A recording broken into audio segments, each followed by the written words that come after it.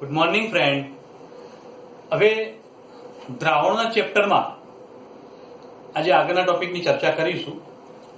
Last ટોપિકમાં આપણે રાઉટના નિયમની વાત કરી ગયા હતા, જેમાં ઘન દ્રાવ્ય જ્યારે પ્રવાહી દ્રાવકમાં દ્રાવ્ય કરવામાં આવે તો રાઉટનો નિયમ અને એની સાબિતી સમજી ગયા હતા. હવે આજે જે ચર્ચા કરવી છે, જેમાં પ્રવાહી દ્રાવક અને દ્રાવ્ય પણ પ્રવાહી, મતલબ દ્રાવ્ય અને દ્રાવક બંને બાષ્પશીલ પ્રવાહી છે. તો આપણે જે ટોપિક ઉપર ચર્ચા કરીશું એની અંદર શું હશે બગા? તો પ્રવાહી દ્રાવક પ્લસ પ્રવાહી દ્રાવ્ય, મતલબ દ્રાવ્ય અને દ્રાવક બંને પ્રવાહી છે. અને જો બંને પ્રવાહી હોય તો આનો મતલબ શું થશે?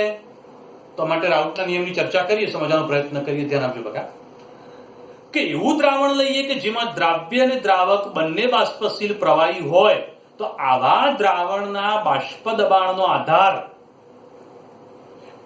તે બંનેના મોલ અંશ ઉપર રહેલો હોય છે. તે બંનેના મોલ અંશ ઉપર આધાર રાખે છે. તેથી હવે રાઉટના નિયમ મુજબ જ્યારે આવું દ્રાવણ લઈએ છીએ ત્યારે દ્રાવણમાં બાષ્પશીલ દ્રાવક અને બાષ્પશીલ દ્રાવ્ય તે બંનેના બાષ્પ દબાણ તે ઘટકના બંનેના મોલ અંશના સમપ્રમાણમાં હોય છે. તે બંને ઘટકો જે છે એ બંનેના મોલ અંશના સમપ્રમાણમાં છે. તો અહીંયા આગળ ધ્યાનમાં લો બગા અને સમજો કે P1 ચલે છે x1 એટલે શું થશે? તો P1 ચલે છે x1 એટલે P1 એટલે શુદ્ધ દ્રાવકનું બાષ્પ દબાણ, એટલે કે દ્રાવક માટેનું બાષ્પ દબાણ, અને x1 એટલે દ્રાવકના મોલ અંશ. દ્રાવણમાં હોય ત્યારે. ઓકે, તો અહીંયા આગળ એક બીજું પદ લઉં. P2 ચલે છે x2. P2 એટલે દ્રાવ્યનું બાષ્પ દબાણ અને અહીંયા આગળ દ્રાવ્યના મોલ અંશ. ઓકે, તો 2 સંજ્ઞા દ્રાવ્ય માટે છે અને 1 સંજ્ઞા કોના માટે છે? દ્રાવક માટે. આગળ વાત કરી ગયા હતા કે રાઉલ્ટે પ્રયોગો દ્વારા એવું પુરવાર કર્યું હતું કે શુદ્ધ દ્રાવકનું બાષ્પ દબાણ P1 0 છે તો શુદ્ધ દ્રાવ્યનું બાષ્પ દબાણ P2 0 છે. તો બંને કિંમત અમે એપ્લાય કરી દઈએ. શુદ્ધ દ્રાવક હોય તો એના માટે તો P1 = P10 into x1. તો શુદ્ધ દ્રાવ્ય હોય ત્યારે P2 = P20 into x2. તો અહીંયા આગળ આ બે સમીકરણ આપણને પ્રાપ્ત થશે, આ દ્રાવક માટે, આ દ્રાવ્ય માટે. ઓકે, હવે આગળની ચર્ચા કરી બગા કે ડાલ્ટનના આંશિક દબાણના નિયમ મુજબ કુલ બાષ્પ દબાણ કેટલું થાય? તો કુલ બાષ્પ દબાણે તેમાં રહેલા ઘટકોના આંશિક બાષ્પ દબાણના સરવાળા બરાબર થાય. અને જો આંશિક બાષ્પ દબાણના સરવાળા બરાબર જો લઈએ તો અહીંયા આગળ P ટોટલ કુલ બાષ્પ દબાણ એ P1 plus P2, તેમાં રહેલા ઘટકો છે એ બંનેના આંશિક બાષ્પ દબાણના સરવાળા બરાબર છે. તો P1 ની કિંમત અહીંયા આગળ એપ્લાય કરી દઈએ, P10 into x1, અને P2 ની કિંમત મૂકીએ તો P20 into x2. તો P ટોટલ માટે આ સૂત્ર ખૂબ જ અગત્યનું છે. જ્યારે દ્રાવ્ય અને દ્રાવક બંને બાષ્પશીલ પ્રવાહી હોય તો એના માટે આ સૂત્રનો ઉપયોગ ગણતરી માટે કરવાનો. બહુ જ ઇમ્પોર્ટન્ટ સૂત્ર, બરોબર? તો કુલ બાષ્પ દબાણ શોધવા માટે. હવે આગળ એક વાત સમજી ગયા છીએ. કઈ બાબત સમજી ગયા હતા? તો બોલું, ધ્યાન આપો. મોલ અંશનો કુલ સરવાળો 1 થાય. ક્લિયર કરી ગયા છે વાત? જો મોલ અંશનો કુલ સરવાળો 1 થતો હોય તો હવે આ સૂત્રમાં x1 બરાબર 1 - x2 આ કિંમત મૂકી શકીએ. તો હવે આ સમીકરણ 1 માં x1 ની જગ્યાએ 1 - x2 કિંમત મૂકી દઉં છું. તો P ટોટલ = શું થશે? P10 1 - x2 plus P20 into x2. બોલા લખી મૂકો, પ્રોબ્લેમ બકા? ક્લિયર? તો હવે x1 ની જગ્યાએ કિંમત મૂકી કૌંસનું વિસ્તરણ કરીએ તો P10 minus P10 into x2 plus P20 into x2. હવે આની અંદર x2 વાળા બે પદ છે પણ આ પદ પ્લસ વાળું છે માઇનસ વાળું તો આગળ લખી દો તો સમજવું સરળ પડે. P10 plus P20 into x2 minus P10 into x2. હવે પાછળના બંને પદમાં x2 છે તો x2 કોમન કાઢી દઈએ તો P10 plus P20 minus P10 અને x2 કોમન કાઢીએ તો P ટોટલ તમને આ પણ મળશે.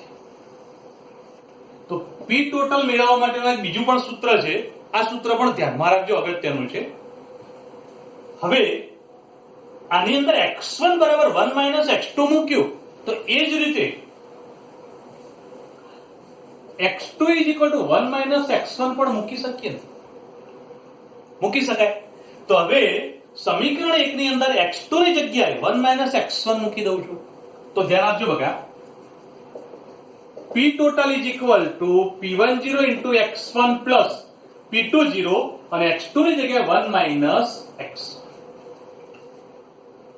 ફક્ત એક જ ફેરફાર કર્યો છે.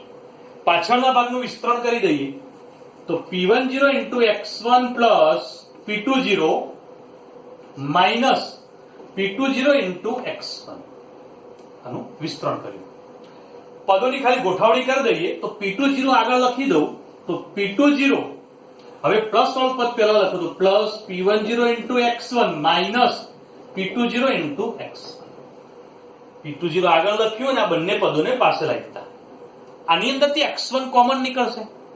જો x1 કોમન નીકળે તો P20 plus P10 minus P20 into x1 તો P ટોટલ બરાબર એક આ પણ સમીકરણ આપણને મળશે જે ખૂબ જ અગત્યનું છે. તો સમીકરણ 3 તરીકે આને લઈશું, ધ્યાન રાખજો. તો P ટોટલ મેળવવા માટેના ટોટલ 3 સમીકરણ આપણી પાસે આવ્યા, બરાબર. તો અહીંયા આગળ P ટોટલ બરાબર એક આ સમીકરણ મળ્યું, એક આ સમીકરણ, એક આ સમીકરણ. દાખલો ગણતી વખતે કોઈ પણ એક્ઝામ્પલ માટે 3 માંથી કોઈ પણ સમીકરણનો ઉપયોગ કરશો જવાબ એક જ મળશે. ઓકે, પરંતુ દાખલો ગણવા માટે આપણે આ પહેલું સમીકરણ જ વાપરવાનું કારણ કે યાદ રાખવું સરળ છે. P total is equal to P10 into x1 plus P20 into x2. સરળતાથી યાદ રહી જાય છે. આ સમીકરણમાં થોડું કોમ્પ્લિકેશન આવે છે તો સરળતાથી બે સમીકરણ યાદ નહીં રહે. ઓકે, તો આપણે યાદ રાખવા માટે કયું સમીકરણ યાદ રાખીશું? આ સમીકરણ. હવે ધ્યાન આપો બગા કે તમને સમીકરણ 2 અને સમીકરણ 3 એ જે મળ્યા છે એના ઉપરથી કુલ બાષ્પ દબાણ જે છે P ટોટલ એના મૂલ્ય કેવા તેની ચર્ચા થોડી કરીશું 3 મુદ્દામાં. તો ધ્યાન આપજો બગા અને સમજજો કે ભાઈ પહેલો મુદ્દો જે છે કેવો છે. તો પહેલા મુદ્દાની અંદર વાત કરીએ કે કુલ બાષ્પ દબાણ એ દ્રાવક ના મોલ અંશ અને દ્રવ્યના મોલ અંશ ઉપર આધાર રાખે છે. કુલ બાષ્પ દબાણ કોના ઉપર આધાર રાખે છે? દ્રાવકના મોલ અંશ ઉપર આધાર રાખે છે અને દ્રવ્યના મોલ અંશ ઉપર આધાર રાખે છે. કેમ?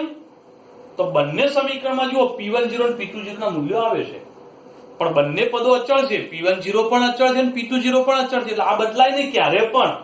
તો આ પદ ક્યારેય નહીં બદલાય. તો બદલાશે કોણ? મોલ અંશ.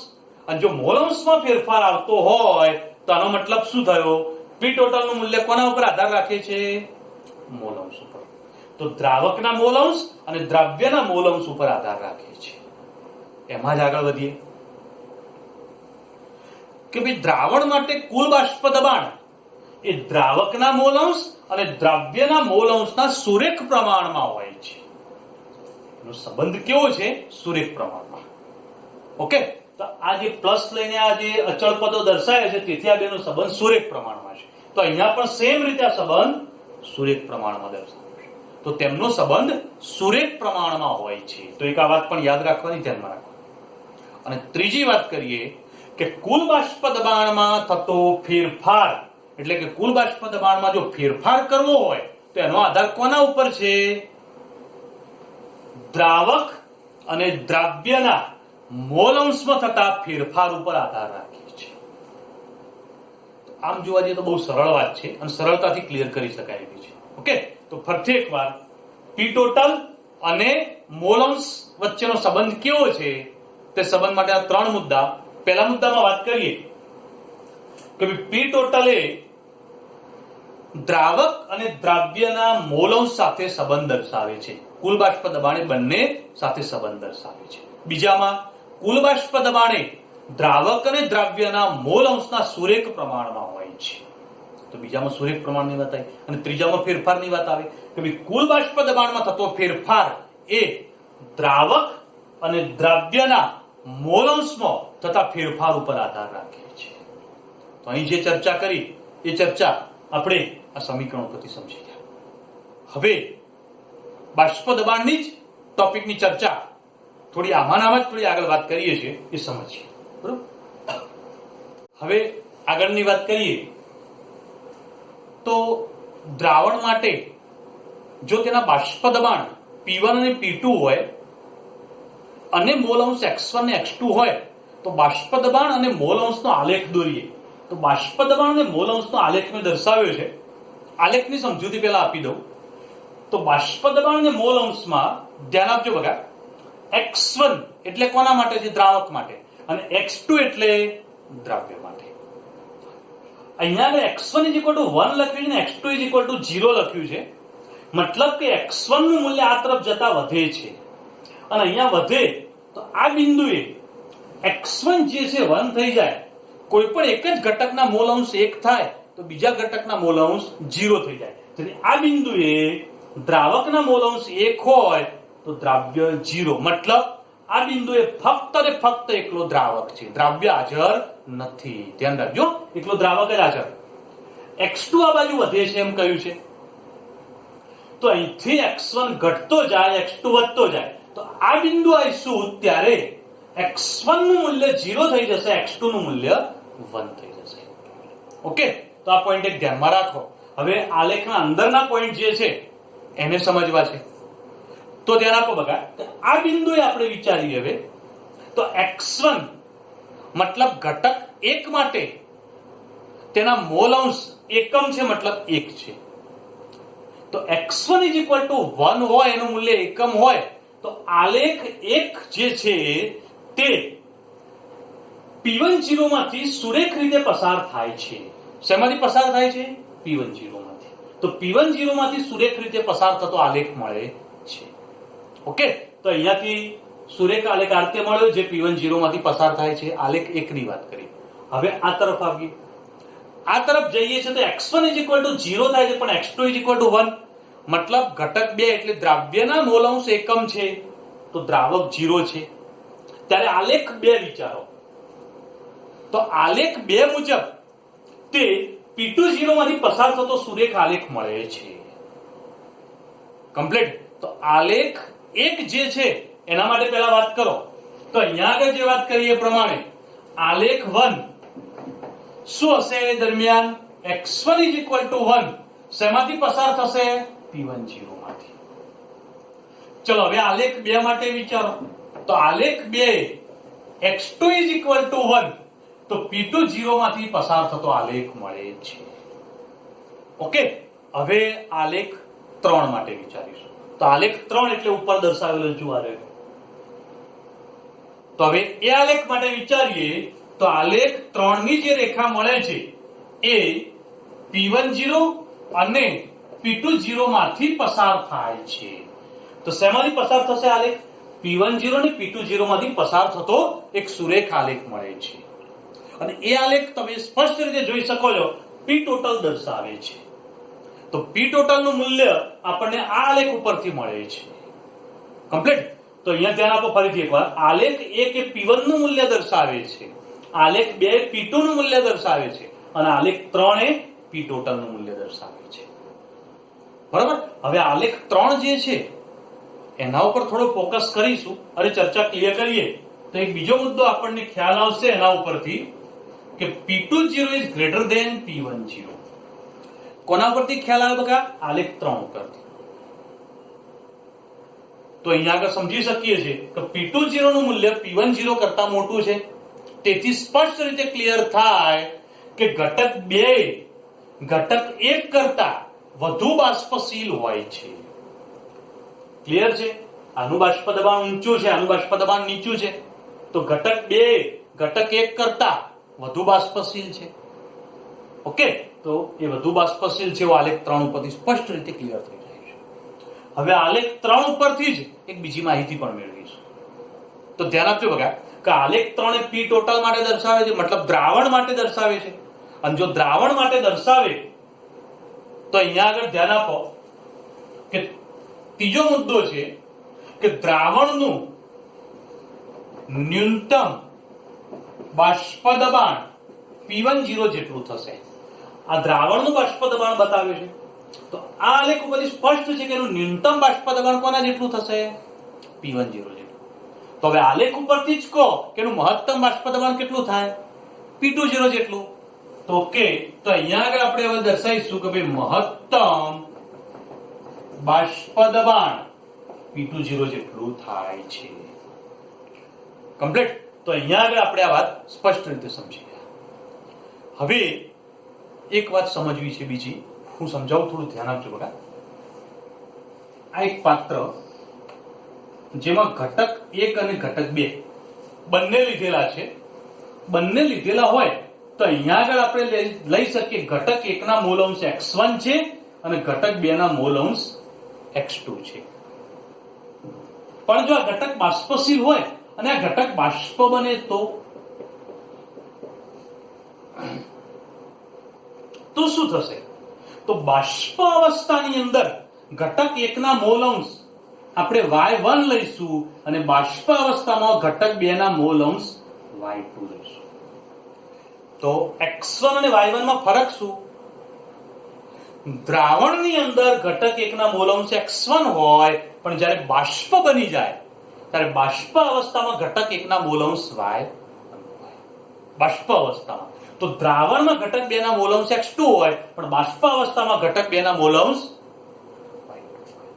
ઓકે, હવે આગળ વાત કરીએ અને સમજીએ કે બાષ્પ અવસ્થાની અંદર, બાષ્પ કલામાં, કલા એટલે અવસ્થા, બાષ્પ કલાની અંદર તેનું બાષ્પ દબાણ કેટલું હશે? તો એ માટે ચર્ચા કરીએ. તો અહીંયા આગળ ધ્યાન આપજો બગા કે બાષ્પ કલાની અંદર P1 is equal to y1 into P total. બાષ્પ કલાની અંદર એનું બાષ્પ દબાણ કેટલું હશે? તેનું દબાણ કેટલું થશે? P1 is equal to y1 into P total બાષ્પ અવસ્થામાં. તો ઘટક 2 માટે તો P2 is equal to y2 into P total. તો અહીંયા આગળ આપણે સ્પષ્ટ રીતે ચર્ચા સમજી શકીએ છીએ. આ x1 y1 x2 y2 બરોબર ખબર પડી ગઈ ને બકા? તો આ ધ્યાન રાખજો. તો આ બંને સમીકરણ પણ દાખલાની ગણતરી માટે ખૂબ અગત્યના છે. આ સમીકરણનો ઉપયોગ ક્યારે કરીશું? તો ધ્યાન આપજો. બાષ્પ કલામાં, બાષ્પ અવસ્થાની અંદર ઘટક 1 નું દબાણ P1 is equal to y1 into P total અને ઘટક 2 માટે P2 is equal to y2 into P total. y1 એ બાષ્પ અવસ્થાની અંદર ઘટક 1 એટલે કે દ્રાવકના મોલ અંશ છે અને દ્રવ્યના મોલ અંશ છે. મોલ અંશ દર્શાવે છે. ઓકે, તો આ પોઈન્ટ ધ્યાનમાં રાખો. તો આલેખ ઉપરથી આવી કેટલીક માહિતી આપણને મળી, એ માહિતી આપણે સમજી ગયા. કોના માટે આલેખ દર્શાવ્યો છે? દ્રાવ્ય અને દ્રાવક બંને બાષ્પશીલ પ્રવાહી હોય ત્યારે. બરાબર? તેના માટે આ બધી સમજૂતી મેળવી ગયા, એટલે ટોપિકની પણ ચર્ચા ક્લિયર કરી ગયા. બરાબર? તો હવે ધ્યાનમાં રાખો. નેક્સ્ટ ટોપિકની ચર્ચા પછી. હવે બકા એક આગળના ટોપિકની ચર્ચા કરીએ કે જેની અંદર વાયુ દ્રવ્ય અને પ્રવાહી દ્રાવક, મતલબ વાયુને પ્રવાહીમાં ઓગાળવામાં આવે છે. તો એના માટે રાઉટના નિયમની વાત કરીશું. પણ આ નિયમ એ હેનરીના નિયમના વિશિષ્ટ કિસ્સા તરીકે રાઉટનો નિયમ જોવામાં આવે છે. કારણ કે હેનરીના નિયમમાં પણ આપણે વાત કરી હતી કે વાયુનું પ્રવાહીમાં દ્રાવણ બને છે. તો અહીંયા આગળ રાઉટનો નિયમ એ રીતે સમજીશું બકા. તો ધ્યાન આપજો. તો અહીંયા આગળ વાયુ દ્રાવ્ય પ્લસ પ્રવાહી દ્રાવક. તો આના માટે આપણે રાઉલ્ટનો નિયમ સમજીએ. તો આપણે જાણીએ છીએ બગા કે જ્યારે આવા કોઈ ઘટક પ્રવાહી દ્રાવકમાં દ્રાવ્ય થાય ત્યારે તેનું બાષ્પ દબાણ રાઉલ્ટના નિયમ મુજબ આ રીતે દર્શાવી શકાય છે. P1 is equal to P10 into X1. તો રાઉલ્ટના નિયમ મુજબ આપણે આ દર્શાવી શકીએ. તો હવે વાત કરીએ કે જ્યારે વાયુમય દ્રાવ્ય પ્રવાહી દ્રાવકમાં દ્રાવ્ય થાય ત્યારે તેની દ્રાવ્યતા એ વાયુ કેટલો ઓગળે છે તે તેની દ્રાવ્યતા એ હેનરીના નિયમના આધારે સમજાવી શકાય છે. અને જો હેનરીના નિયમના આધારે સમજાવી શકાય તો હવે હેનરીનો નિયમ શું હતો? P is equal to KH into X. Okay, તો બંને નિયમની અંદર જુઓ તમે લગભગ સમાનતા જ દેખાય છે. તો આપણે સમજી શકીએ છીએ કે બંને નિયમની અંદર કોઈ બહુ વિશેષ ફેરફાર નથી. કયો ફેરફાર છે સ્પષ્ટ રીતે જોઈ શકાય છે અને સમજી શકાય છે.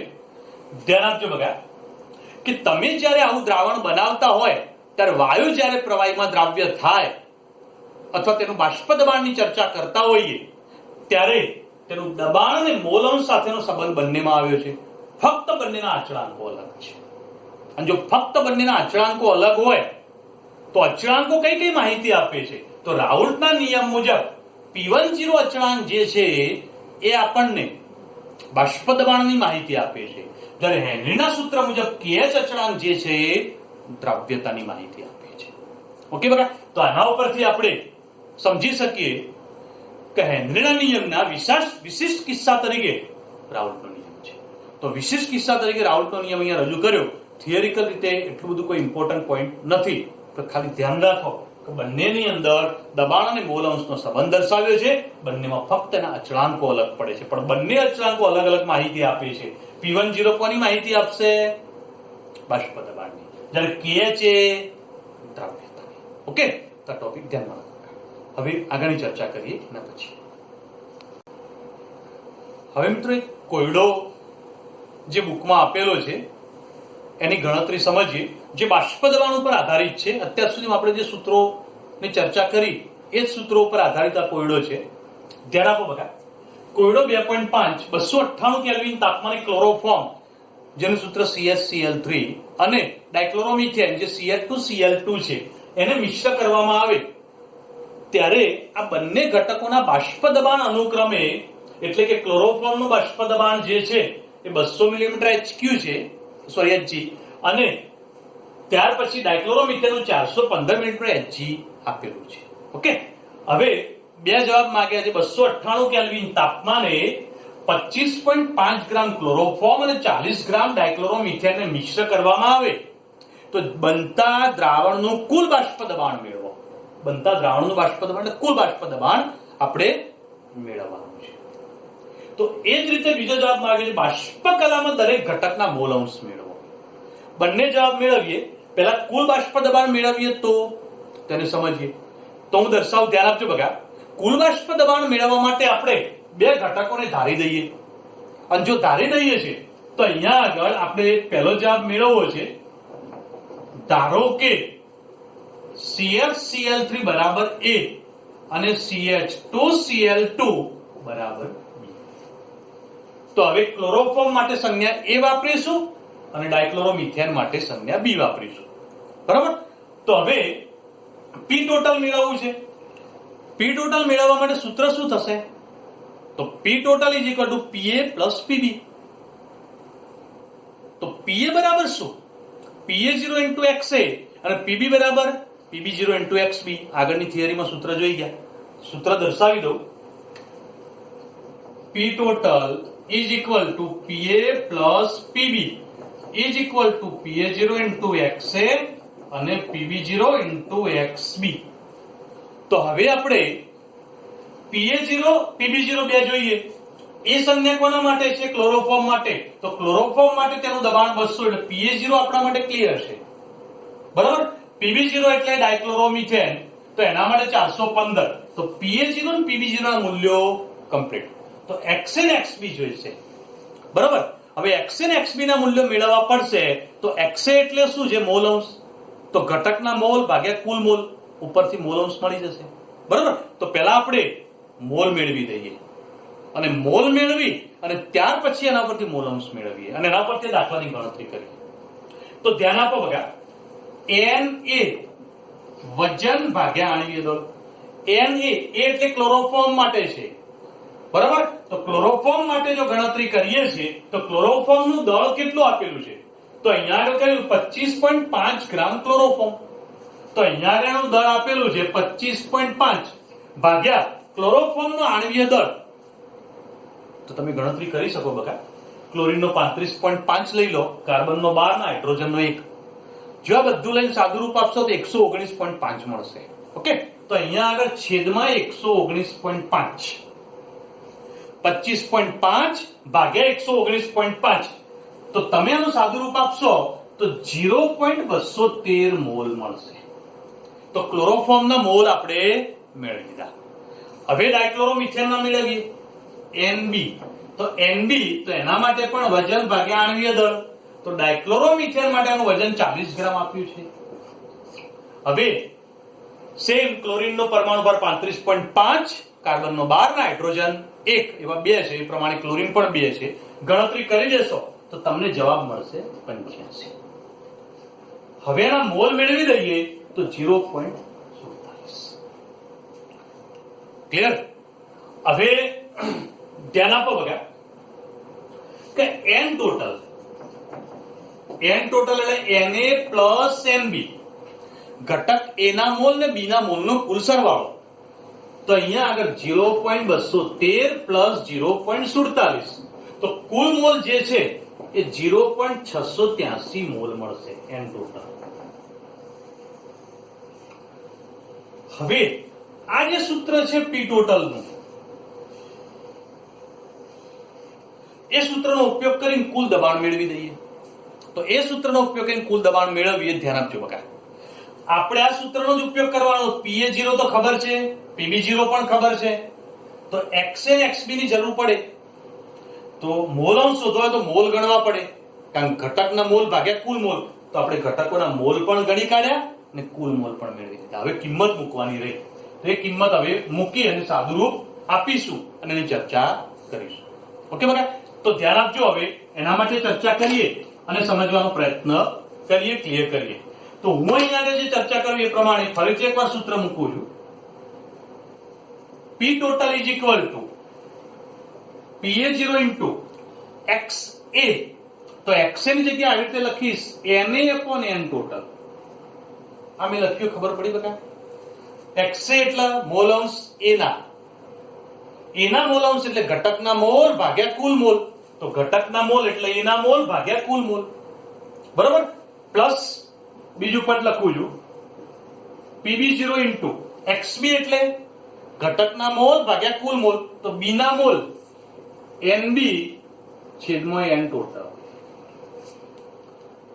બધું ક્લિયર છે? કિંમત મૂકી દઈશું. ઓકે, હવે કિંમત મૂકીને સાદુરૂપ આપીને આગળ વધીએ. ધ્યાન આપજો બગા. Pa0 કેટલું છે? તો એ સંજ્ઞા કોના માટે લીધી? ક્લોરોફોર્મ માટે. તો અહીંયા આગળ બાષ્પ દબાણ અનુક્રમે એટલે ક્લોરોફોર્મ નું 200. Na, હવે Na નું મૂલ્ય જે છે મતલબ A ના મોલ 0.213, કુલ મોલ તો કુલ મોલ 0.683 પ્લસ ઘટક B નું બાષ્પ દબાણ 415. હવે B ના મોલ તો ઘટક B ના મોલ 0.47 છેદમાં શું આવશે? 0.683.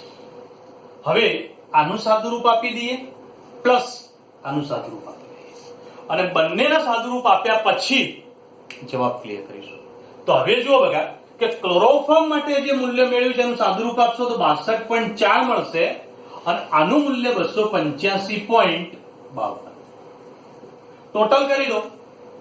ટોટલ કરીશું તો અહીંયા આગળ 347.92. તો આ જે જવાબ મળ્યો તમને શું મળશે બકા? P total. હવે આનો એકમ કરો તો દબાણ જ છે, તો દબાણનો એકમ અહીંયા આપેલો છે, જોઈ લો. તો આનો એકમ પણ સેમ મિલીમીટર એચ. બરોબર, તો આટલા મિલીમીટર થશે, જે આપણે સ્પષ્ટ રીતે ક્લિયર કરી શકીએ. તો પહેલો જવાબ આપણને મળી ગયો. કયો? મિશ્ર કરી બનાવેલા દ્રાવણનું બાષ્પ દબાણ, દ્રાવણનું કુલ બાષ્પ દબાણ આપણને મળી ગયું. હવે બીજો જવાબ મેળવવાનો છે. બીજો જવાબ મેળવીએ એ પહેલા પહેલો જવાબ જે મળ્યો એને એકવાર રિપીટ કરી દઈએ. ધ્યાન આપો. કુલ બાષ્પ દબાણ મેળવવાનું હતું, તો કુલ બાષ્પ દબાણ P ટોટલ એટલે PA પ્લસ PB. PA ની જગ્યાએ PA0 into XA અને અહીંયા PB0 into XB.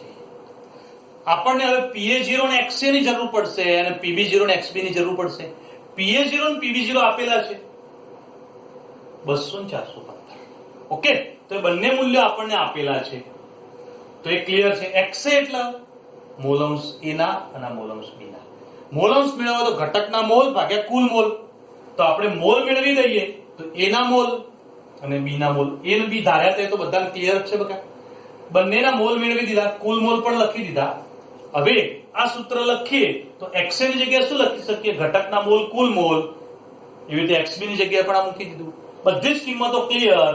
PA0 PB0 બંને આપેલા છે, એને આપણે મેળવી લીધું, એન ટોટલ પણ મેળવી લીધું હતું. બધું કિંમત મૂકીને સાદું રૂપ આપી દીધું. ઓકે, હવે ધ્યાન આપો બકા. આપણે એક જવાબ બીજો મેળવવો છે, બાષ્પ કલામાં દરેક ઘટકના મોલ અંશ. બાષ્પ કલામાં દરેક ઘટકના મોલ અંશ મેળવવા હોય તો સૂત્ર જાણીએ છીએ. કયું સૂત્ર થશે? તો PA is equal to YA into P total. આપણે YA મેળવવું છે. Y બરાબર PA છેદમાં P total. હવે PA એનું જે મૂલ્ય મળ્યું 62.4. ખ્યાલ આવ્યો? આ A વાળો ભાગ છે તો એનું મૂલ્ય 62.4. તો એ મૂલ્ય 62.4 અહીંયા લઈ લઈએ ભાગ્યા P ટોટલ 347.92. ક્લિયર? હવે આ બંનેનું સાદું રૂપ આપી દઈશું તો એ પરિસ્થિતિની અંદર તમને જવાબ મળશે 0.18.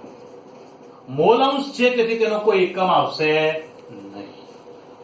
બરાબર? તો ઘટક 1 માટે મળ્યું, એવી રીતે ઘટક 2 માટે હોય તો YA plus YB is equal to 1. Mall અંશનો કુલ સરવાળો 1 થાય. ઓકે, તો 0.18 YB is equal to 1, YB is equal to 0.82. તો બાષ્પ કલામાં જ્યારે કોઈ પણ ઘટક હોય તો એના મોલ અંશ મેળવવા માટે તો PA is equal to YA into P total. Y એટલે બાષ્પ કલાના મોલ અંશ છે, એને કરતા બનાવી દીધા. P and P total. PA નું મૂલ્ય અહીંયા આગળ આનું સાદું રૂપ આપ્યું, એના પરથી 62.4 મળ્યું, એ લઈ લીધું. અને P total આ જે મળ્યું એ. ઓકે, તમે આ જ રીતે YB મેળવવો હોય તો PB is equal to YB into P total લઈ લો. YB ને કરતા બનાવશો તો PB બરાબર કેટલા લઈશું? 285.52 ભાગ્યા 347.92 કરી દો તો જવાબ 0.82 આવશે. ઓકે, તો અહીંયા આગળ આપણે આ રીતે દાખલો ગણ્યો. ગણતરી ધ્યાનમાં રાખજો, સમજજો, સરળતાથી ક્લિયર થશે. બરાબર? પરીક્ષામાં પૂછાઈ શકે એવો દાખલો છે, ઉદાહરણ છે, તો પ્રેક્ટિસ કરજો અને સમજજો. ઓકે બકા, નેક્સ્ટ લેક્ચરમાં કરીશું. Okay, good day.